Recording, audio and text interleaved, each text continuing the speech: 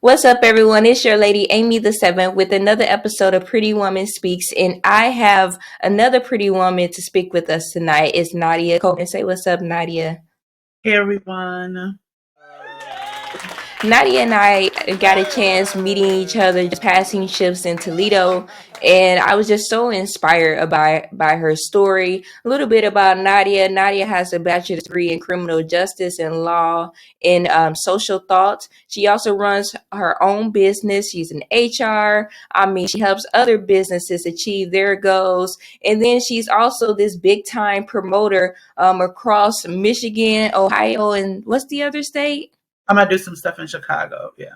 Oh, okay. See, look, I can't keep up with her. That's how fast that she's on the move. But I just really want to have a conversation because Nadia truly inspired me when I talked to her. She just bought herself a brand new car, and I was just so proud of her just from meeting her and that she was just glowing and just was just filled with. Um, I saw God in her. Let's just say that. Oh, And I really wanted to have a conversation with her so that she can help other people bring out the best in them and manifest the life that they deserve. And as she say, according to the plan is what she lives by. So Nadia, I really want to dive into what do you mean by living according to the plan? so honestly, I feel like, a lot of us, a lot of millennials, we've been through a lot in our childhoods. We've, had to, make it out the mud in a sense, right? So for me, I just have this mindset that even if it's tough right now, everything will work out according to the plan. I try to do things according to the plan, live my life according to the plan. I mean, that's just really something that I always say, like to my friends, to my family, like this is not according to the plan. We need to do this according to the plan. It will work out according to the plan, and that also goes into that manifestation. When you're using your words, you have to be, careful about that. So that's kind of why I say according to the plan. It's something that's just stuck with me for many years now. So yeah.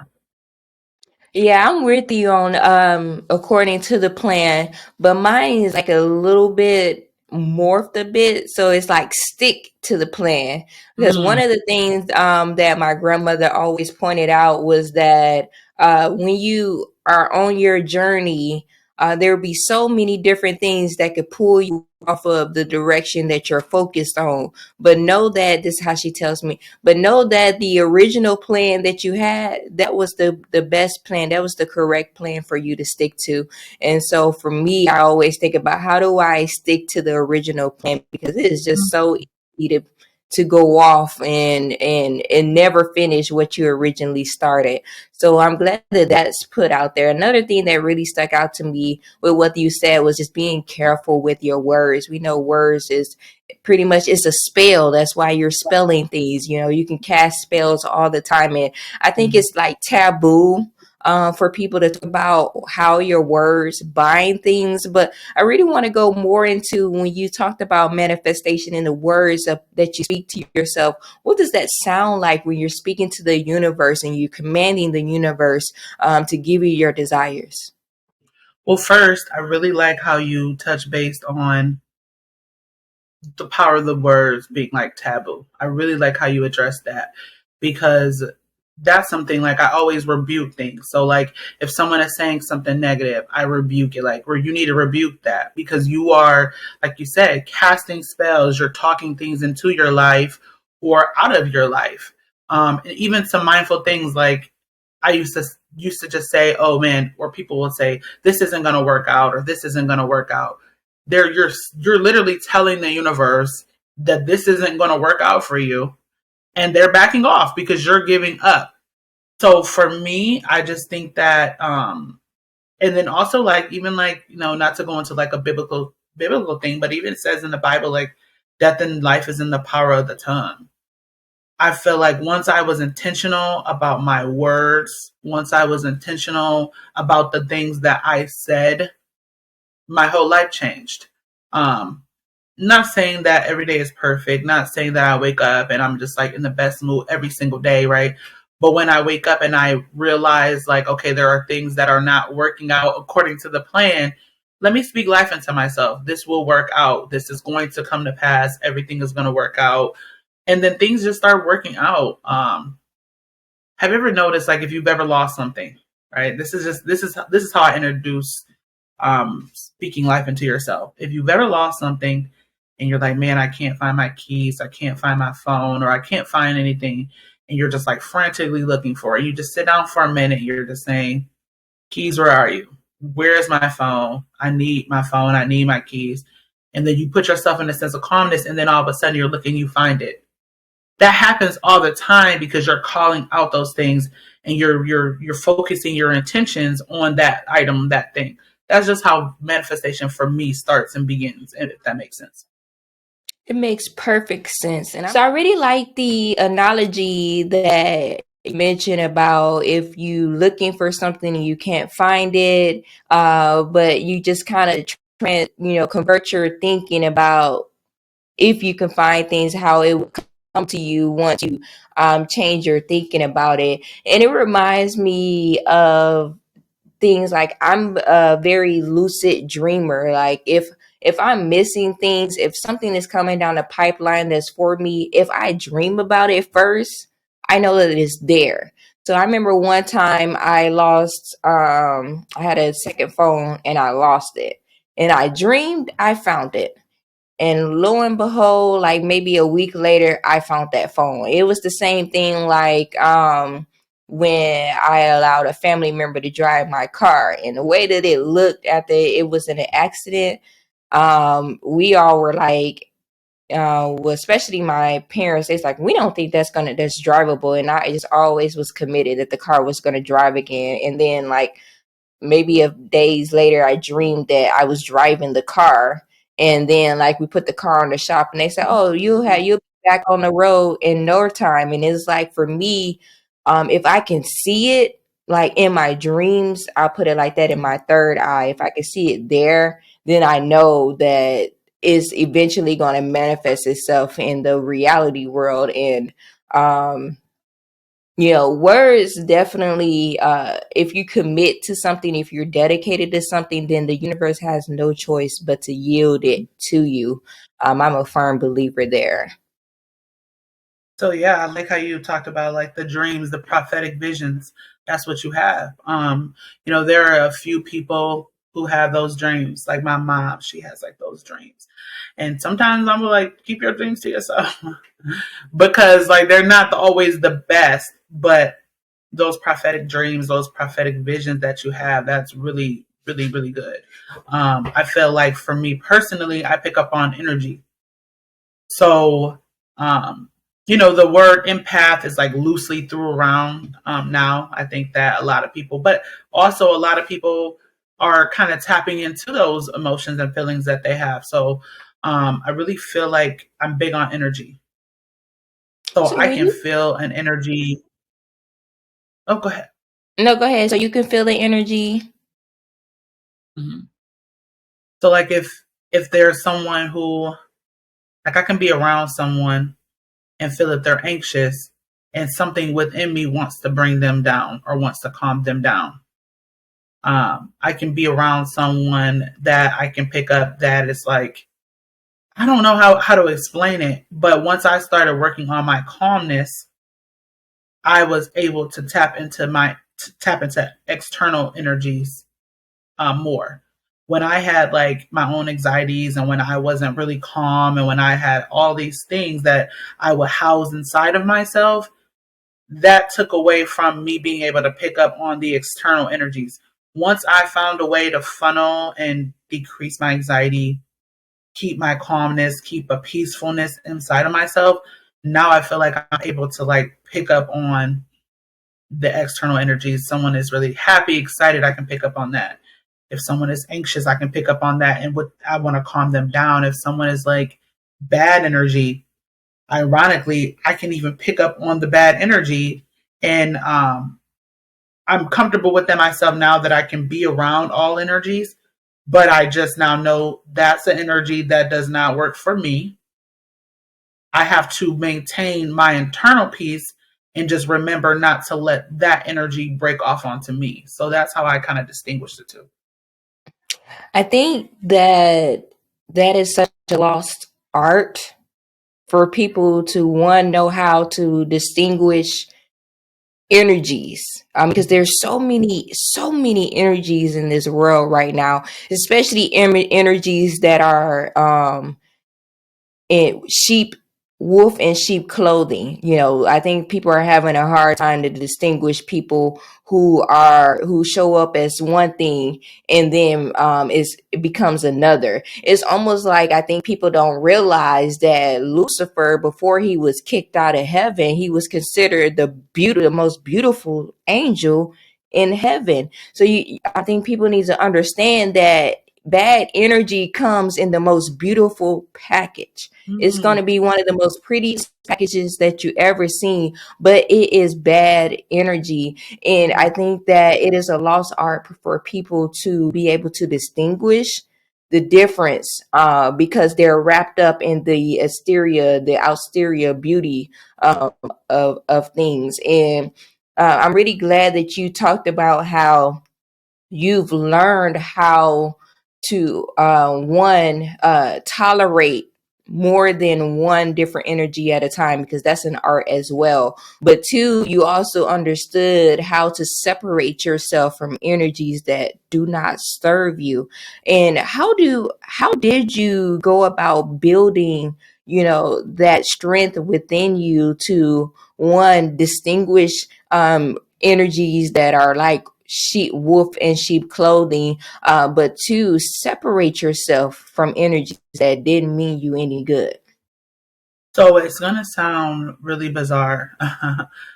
Someone has asked, people ask me this question like all the time, like how do I get to this level of peace? And understanding, and it's truly you. We've all heard it before, but forgiveness. And I'm gonna break it down. Why forgiveness? Um, I feel like as a child, right, we all have things that has not all of us, but some of us have had things that have happened to us, or just things that like our childhood. I'm from Battle Creek, Michigan, North Side. So, you know, my childhood wasn't the best and things weren't the best. And there were things that I took with me. I moved to Ohio to move away from that. But I realized that until I learned and mastered forgiveness, I was holding in all of the anger, all of the tension that was placed upon me that wasn't my burden to bear, right? So once I forgave things in my childhood, things that happened to me, I was able to have a sense of calmness. And it took a while. I don't want to say I just woke up one day, I'm 18 and I'm free of, whatever. Maybe 2021, 21-ish, 22, I started learning to forgive things that really set me free. And I practice that now. Um, have situations where if someone does something to me now, um, you don't forgive it. Sometimes you don't forgive it within 24 hours, right? But that being able to forgive, being able to let go, being able to release negative energy, cleansing yourself, keeping a pure heart, keeping a pure energy, that's when, and until you get to that point, I don't feel like I would be who I am. I don't feel like I would have the things that I am. I don't feel like I would have the peace that I have, the discernment that I have, if I didn't have that forgiveness. So it's really simple forgiveness, and forgiveness for me set me to where I was able to receive things from the universe. I was able to manifest clearly. I was able to see clearly. I know you talked about the third eye briefly, but able to see through the third eye, being able to utilize that. I mean, forgiveness, really, that's really what it was. You touched on that forgiveness. I think that is, I don't know if maybe humans are like sent to this earth to learn how to forgive. But I definitely think that's part of our journey, is learning to forgive, and I think people may think that when you forgive, you also have to forget. And those are two separate things. And I think a lot of us, especially like when people ask, how am I able to, move past the accident that I had? How am I able to, deal with knowing that the person that almost took my life is still walking Mm, amongst us? How am I able to do it? And a lot of it is just allowing myself to, one, experience all the different emotions that go through when you're having trauma, when you're grieving, when you're angry, when you're bitter. There is so many different emotions that humans go through before we finally arrive to the step of, I need to let this go in order to move mm. forward. And so I've had all of those emotions: angry, wanting revenge, all of those things. But what I really realized was that holding that internally wasn't gonna do anything but block my blessings, and then stifle my healing and recovery. Because when you heal and you recover, uh, we're back to those words that you were saying. You have to speak life into your body, into your spirit, because your body is going to assimilate to what it is that you think and you feel. And so part of wanting to have light in your healing, in your recovery, you have to forgive what caused the trauma in the first place. And of course, we're talking like it's an easy thing. It really not, but it boils down to, what type of life are you wanting to live after this incident happened to you? Man, that was good. And I feel like, because one thing that you should know, and one thing I want everyone to know out there, is that when people do something to you, they're thinking about it. Just like you're thinking about it, they're thinking about it. And it's eating them alive.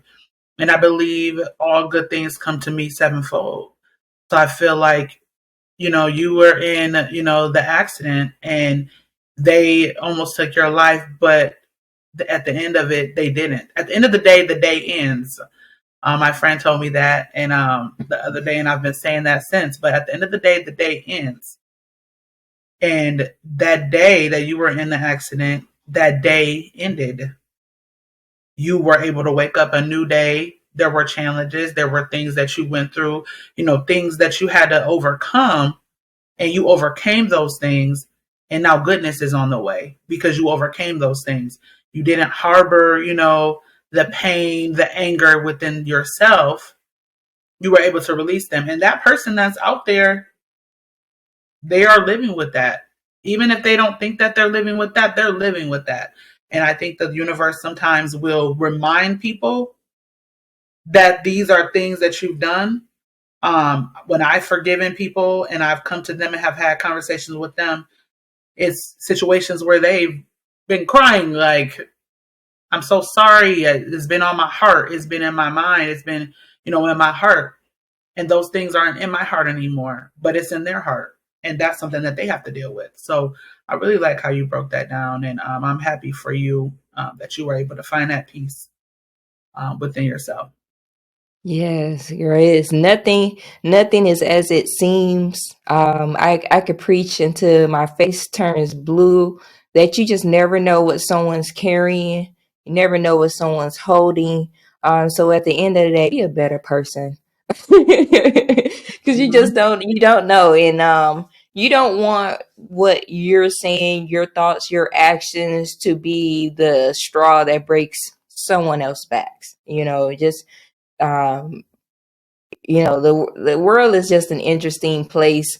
And that's my mom saying, when you were speaking about how a dead person doesn't a second chance, she was just saying last night, a dead person doesn't get it tomorrow. Mm. And we were just literally having that conversation, and it just really stuck with me about how, how many X amount of tomorrows I've had since almost losing my life. And so many people don't get a tomorrow. People aren't going to get a tonight. You have to think Mm. about, someone woke up today, but they're not going to get this tonight. That's just how fast life changes. And as life change, live according to that plan, whatever that plan is. And I think so many of us are living without a plan, and that's why we're just out there blowing in the wind wherever life takes us. We're just settling with it because we're maybe one afraid to commit to a plan, because it's scary to commit to something and it doesn't manifest right away. And I think we're used to things realizing, actualizing right away.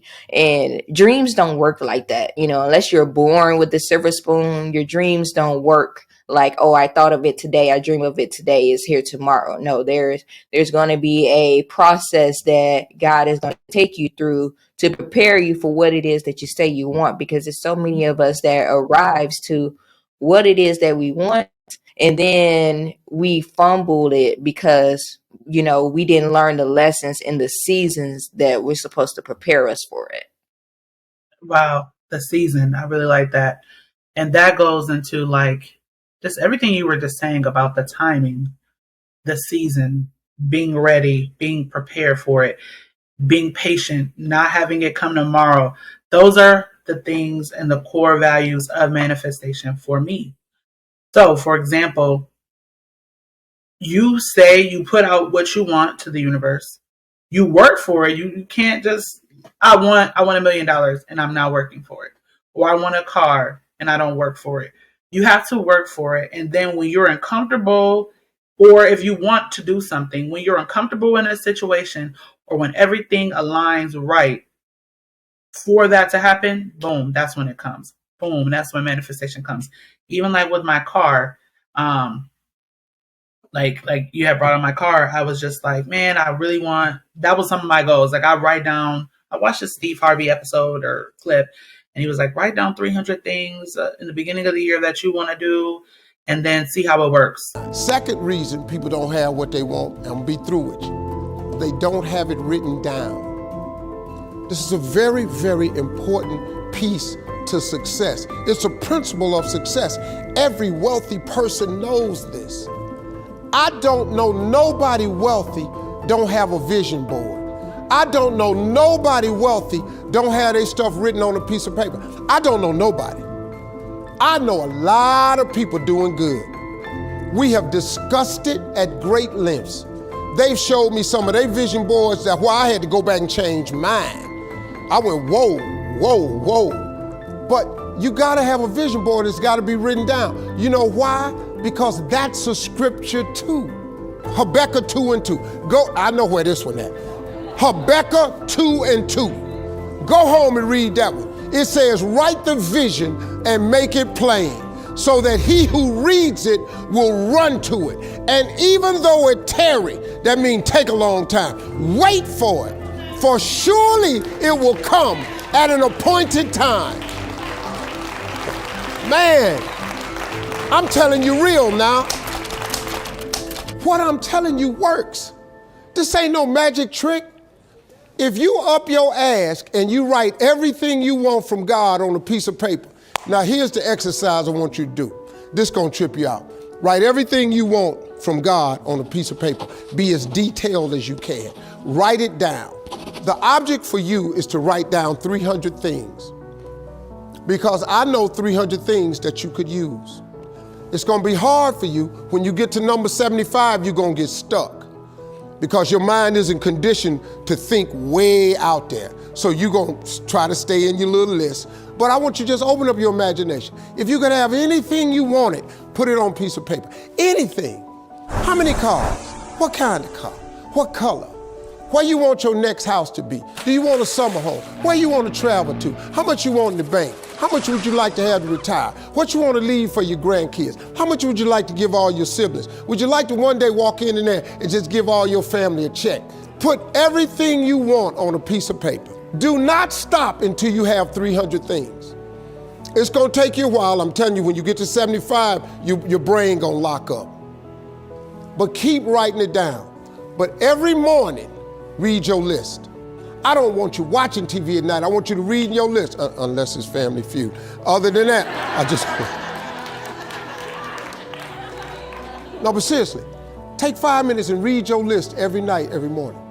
1 year from today, Wait 1 year from today and take a pen out and go down on your list and check off anything that has happened for you that's on that list. Listen to me. If you do that in faith, if you read your list with the expectation that God is going to do some great things for you, at the end of 1 year, you will be stunned, absolutely stunned at how much stuff comes off that list. And I'm like, okay. Now I do believe in writing things down, saying things over. So I wrote down 300 things, and I think I completed like 150 of them last year. I'm like, what the? Some of them were outrageous. Some of them were like, I'm going to do this. I wrote down, I want to go to Dubai. And I went to Dubai last year. So certain things were like, I thought were outrageous for me, but the universe already knew it had it ready for me.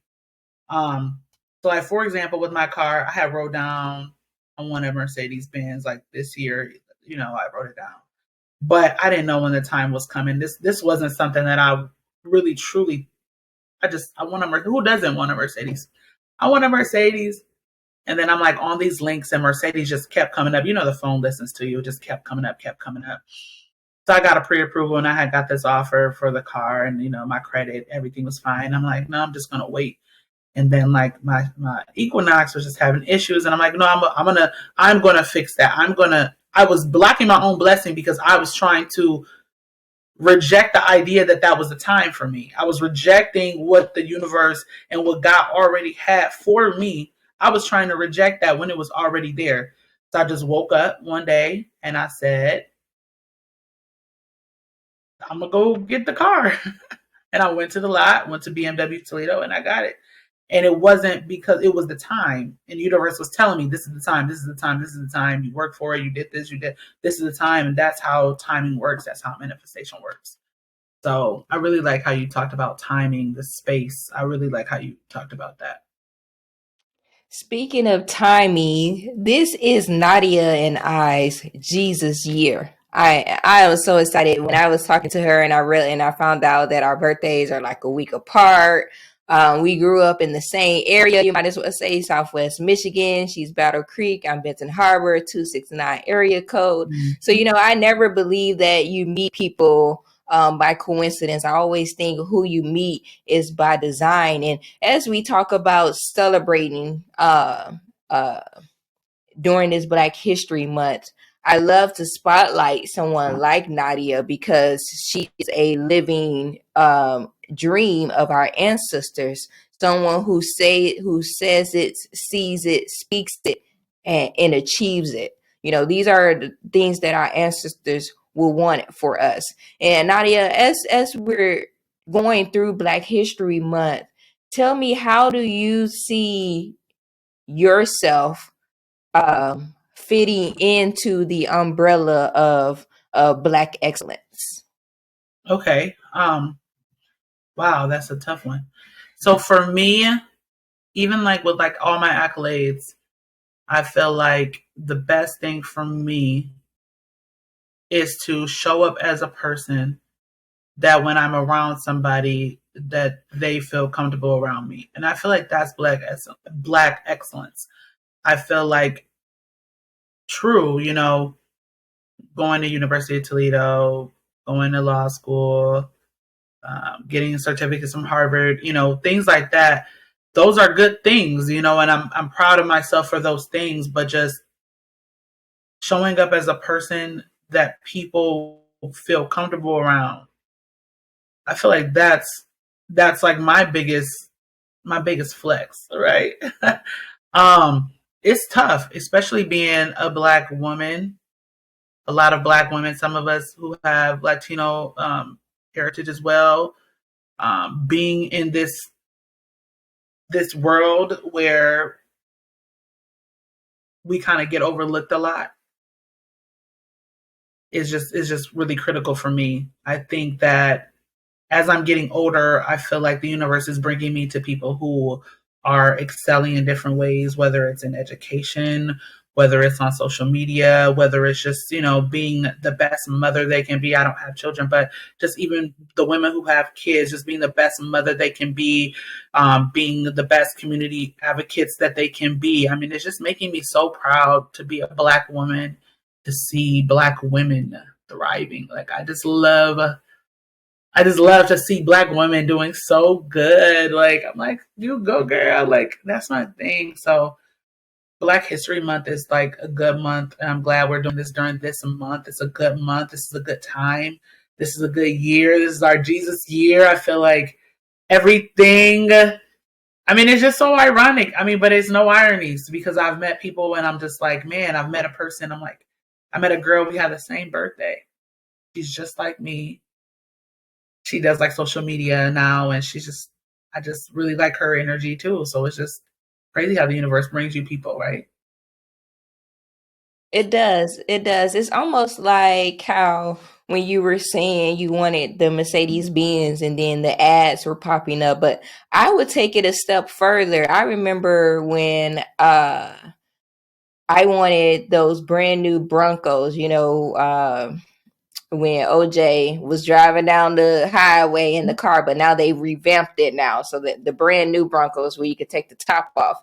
So I wanted those Broncos, and it's funny that when you tell yourself this is what you want, the universe then will flood your reality with Mhm. it. So it's like left and right. I'm seeing these cars, all different colors. And I really wasn't seeing them at first. I just saw them on Instagram. I said, oh, these are pretty. I want one of those. And then I'm going to drive. They're everywhere. They're at the stoplight. They're at the stores. I mean, you name it. And I'll say, universe, I see you. I see you. Mhm. You're letting me know that it's within my reach, but Mhm. what am I going to do? Back to what you're saying, there's action that has to be committed behind your words. And for Black History Month, if you don't take anything outside of what we're speaking of with Black excellence, speak of excellence to yourself, whatever Mhm. that is. Define excellence for yourself, and it doesn't have to be confined to just Black excellence, because Black is not monolithic. I mean, excellence come in any shape, form, size, color. It doesn't matter, whatever that is. Find your lane and stick to it, like according to the plan. This is just kind of the information that I'm getting out of this interview, and I'm just like overflowed with excitement, because it's like Mhm. this year, this is Black Mamba year. I've been calling it because it's Kobe Bryant is 24, and I'm like, this year is whatever it is that you make it, so the next 6 months can be filled with action, or it could be filled with nothing. It's just based on how you see fit. Man, it's so crazy that you said that too. One of the things that I tell everybody that I come around, when you wake up today, you need to live this day like it's your last day. Prepare for tomorrow, because you're preparing and you're speaking that tomorrow is going to come, right? So don't not prepare for tomorrow. I'm not saying go out here and spend all your money. I'm saying enjoy this day. When you're at work, be so happy and positive at work. When you see people speak, be that light. Be that person that has that energy. Be that person that, regardless of what's happening on the outside, I'm so happy that whatever I'm doing, I'm going to be happy doing it. I'm at work, and true, maybe work may not be like, if this is my last day, what would I do? But while I'm here, I'm going to be happy while I'm here. I'm going to reach somebody while I'm here. I'm going to do everything I need to do to make sure that I'm so happy that if today is the end for me, I was happy today. And if it's not, which it won't be, tomorrow I prepared myself for the next day, right? Just be happy every day. And it takes little, and it's sometimes, I used to think it was easier said than done, but it really is not. That's the one thing you can do, is to be happy. That's the one thing that no one can take from you. No matter where you are, no matter what situation, you can be happy. That's the one thing you can do. It's so true. And, I thought people were lying. I used to have this pastor that would tell me happiness was a choice. He chose to be happy each and every day. And years ago when I heard it, I just kind of blew him off like, oh man, you don't know what you're talking about. How do you choose to be happy? But Mhm. now, now that I'm in a different mind frame, I've matured some. I see exactly what he's saying is that you choose to be happy. You choose to react to things. You choose to allow things to bother you. You choose all of those things. And it really comes by, as you were saying, is that opening yourself up and allowing yourself to feel and to see things. And this comes with your connection to whoever your creator may be, whoever your higher power may be. Those things will become clearer when you connect. Those things that once affected you will no longer affect you when you bridge that connection, when you plug in to that source. Those things will help you adapt. And so I know, Nadia, we spend a lot of time talking about manifestation, speaking words of empowerment, Black excellence, and we've talked about all of those things. But before we bring things to a close, I kind of do want to focus a little bit on your business before we do close out. And you said one of your business you have is sincerelytheceo.com, where you assist business owners to achieve their personal goal. Tell us a little bit about that. Okay. So man, I gotta bring it to the beginning, how I started it all. When I came to Toledo, of course, like I wanted to do law, like that was something I wanted to do for multiple reasons. And then I started working in a call center at Alliance One. I was a debt collector. And starting there, I mean, I was making $9.23 an hour, girl. And I was in college. I was 20 years old.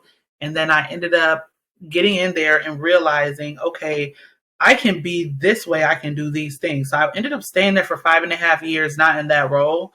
I moved to a mentor, supervisor, and training program. Then I did recruiting, staffing specialist. Once I did that, I was traveling back and forth from Indiana, hiring in Jamaica, get carpet washed in San Diego. I mean, it really opened up a lot for me. And then I kind of shifted my focus about what I wanted to do because I liked helping people. I liked recruiting. I liked doing those things. After that, I ended up wanted to finish school, so I left there. Then I stumbled into like a branch manager position at a temp agency. And then from there, I just woke up one day and I'm like, you know what? I can do this on my own. I'm out here selling these businesses to the company. Let me go ahead and sell myself to the company. What do I do best? I do good in auditing, compliance, whatever else that I do. Resire. So I started Resire LLC, which specializes in talent acquisition and planning. And then I just started marketing myself to small businesses. Prior to COVID, I was like going in, recruiting for these businesses on my own, hiring people to work under me to help me do my audits. And it felt really good. I mean, I was in my 20s doing that. And that all was like, I couldn't believe that I was in my 20s, like having my own business, going and selling myself to these businesses. I mean, honestly, that's what I did. And then at that point, COVID happened. I started working with Amazon as a recruiter, district recruiter, before I'm in my current role now. Working in like I'm a junior HR business partner, senior recruiter 3, doing those things. I mean, I'm just like 32, like where people 52 would be in their career. So it's just seeing that. But as I started Sincerely the CEO, I had Resire, and a lot of people just kept asking me, how do you do this? How do you get that? How do you do this? I did a business fundamentals 101 course at an office that I had in Perrysburg. And I was just teaching people how to do their businesses. I started Sincerely the CEO, helping people coming up with business plans, helping people get their LLCs, EINs, whatever they need to be, a fully functioning business. I started doing that. Man, that's been like a highlight for me working in that. So I do a lot of stuff. I listen to this millionaire say, if you want to be a millionaire, you have to have 7 forms of income. So listen, girl, I would do a lot. I just started doing hosting. I just started doing hosting and promotion and things like that for businesses. And as a plus size woman, a BBW, I mean, I never really saw a lot of BBWs hosting events from where I'm from. I mean, they have them and they're beautiful women, and shout out to them. Thank you for them for sharing their creative designs and energies with the world as well. But for me personally, I never thought this would be something I would be doing. I went to college, but that's just something I do on the side because I'm like, why not? So, Sincerely, the CEO is a subsidiary company of Resire, which is my main business that I own.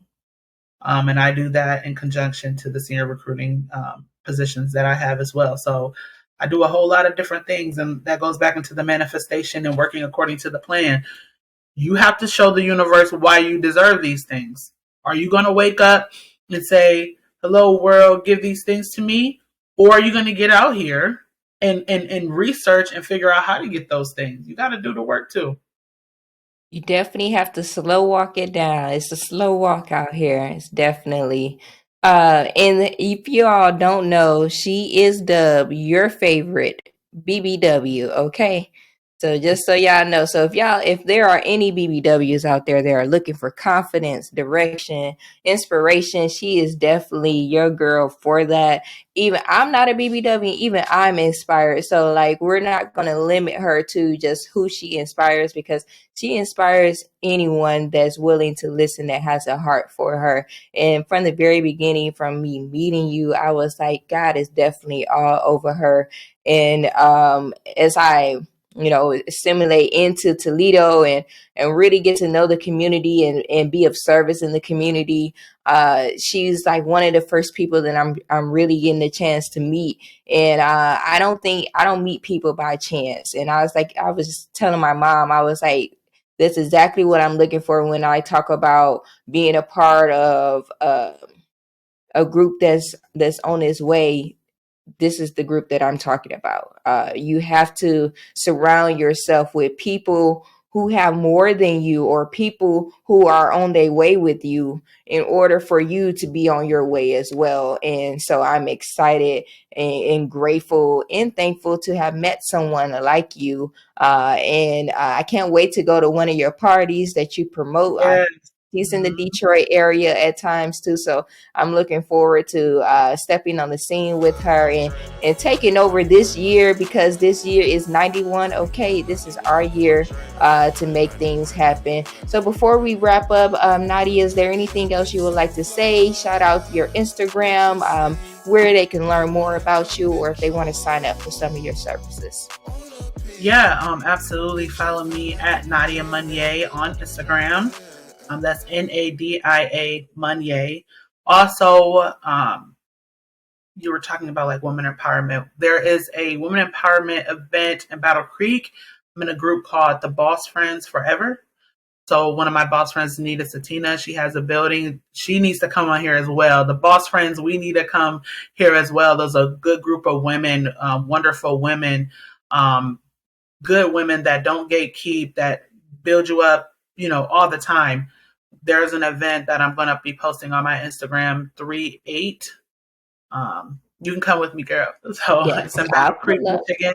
Yep, it's in Battle Creek, Michigan as well. I have a website, Sincerely the CEO. You can reach out to me if you need any services on that side as well, a professional side.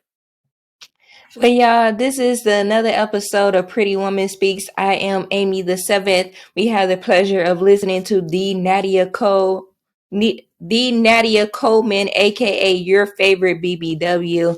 I hope that you all learned a lot from this episode. Please be sure to tune in to Amy the Seventh each and every Monday night at 7 p.m. You can check out all my streaming platforms on my website, tayharborstudios.com. But at the end of the day, make sure you spread peace and love. Yes. Thank you so much. So listen to this. I'm Amy the Seventh with a message.